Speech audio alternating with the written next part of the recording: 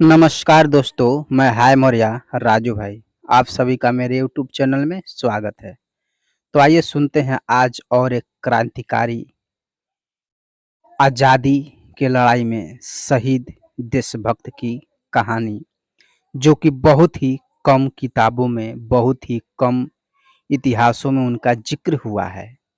आप रानी लक्ष्मीबाई को सभी लोग पढ़ते हैं और जानते हैं कि वह देश के स्वतंत्रता में बढ़ चढ़कर हिस्सा लिया था और अंग्रेजों द्वारा मारी गई थी। मगर क्या आप सभी महान देशभक्त बीना दास के बारे में जानते हैं? अगर नहीं जानते हैं तो आइए मैं आज उनकी कुछ जानकारी आप लोग के समक्ष रख रहा हूँ। 1986 में दिसंबर के महीने में ऋषिकेश में एक खाई से एक अनाथ शव मिला मिला जो पूरी तरह सड़ चुका था।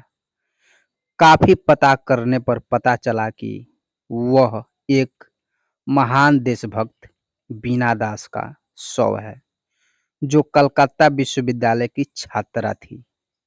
ये वही बीना दास थी जिन्होंने बंगाल के गवर्नर जैक्सन पर गोलियां चलाई थी, जो बहुत ही घटिया ब्रिटिश अधिकारी था। इसके बाद बीना दास को गिरफ्तार कर के 9 साल के लिए जेल भेज दिया और लगभग 9 साल बाद उन्हें रिहा किया गया था। रिहाई के तुरंत बाद दास 1942 में भारत छोड़ो आंदोलन में भाग लिया और फिर उन्हें गिरफ्तार करके 1942 से 1945 तक जेल भेज दिया गया। उन्होंने 1947 में स्वतंत्रता सेनानी ज्योतिष भौमिक से शादी की, लेकिन आज़ादी की लड़ाई में भाग लेती रहीं।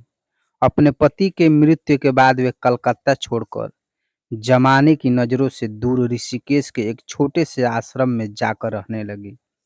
अपना गुजारा करने लगी, बच्चों को ट्यूशन पढ़ाती थीं और एक प्राइवेट स्कूल में 25 रुपए की नौकरी भी करती थीं। पर उन्होंने सरकार द्वारा दी जाने वाली स्वतंत्रता सेनानी पेंशन को लेने से इनकार कर दिया। हम लोगों को शर्म आनी चाहिए कि देश के लिए खुद को समर्पित कर देने वाली इस वीरांगना का अंत बहुत ही दुखद पूर्व था। महान स्वतंत्रता संग्रामी प्रोफेसर सत्यव्रत घोष ने अपने एक लेख में लिखा है, फ्लैशबैक बीना दास रिवॉर्न में उनकी मार्मिक मृत्यु के बारे में लिखा है। उन्होंने कहा, उनको सड़क के किनारे अपना जीवन समाप्त किया। उनका मृत शरीर बहुत ही छिन्न भिन्न अवस्था में था। रास्ते से गुजरने वाले लोगों को उनका शव मिला। पुलिस को सूचित किया गया और महीनों की तलाश के बाद पता चला कि यह शव बीना दास का है। यह सब उसी आजाद भारत में हुआ जिसके लिए इस अग्नि कन्या ने अपना सब कुछ ताक पर रख दिया था। देश को इस मार्मिक कहानी को याद रखते हुए देर से ही सही, लेकिन अपनी इस महान स्वतंत्रता संग्रामी को सलाम करना चाहिए।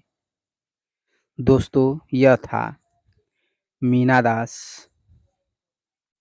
दास की कुछ छोटी सी कहानी। इनके बारे में और भी लंबी जानकारी लेकर आऊँगा आप लोग के समक्ष।